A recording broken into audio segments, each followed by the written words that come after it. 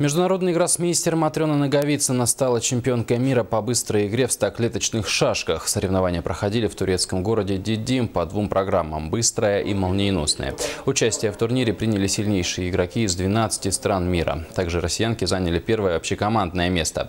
А в городе Санкт-Петербурге завершился чемпионат мира по шашкам 64. Состав участников был самым сильным за последние годы.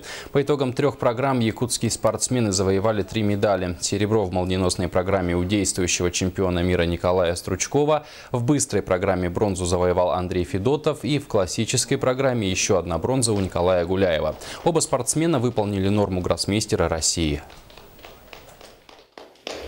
Ника учится в Чарчильском государственном институте и Ксения в Чарчильской спортивной школе. Мы завоевали первое место. Ввиду того, что нас было много, нам предоставили взять этот кубок, привезти с собой в республику, кубок команды России, первое место как чемпионский. И мы хотели бы вручить этот кубок музею школы высшего спортивного мастерства, который нас всегда поддерживает.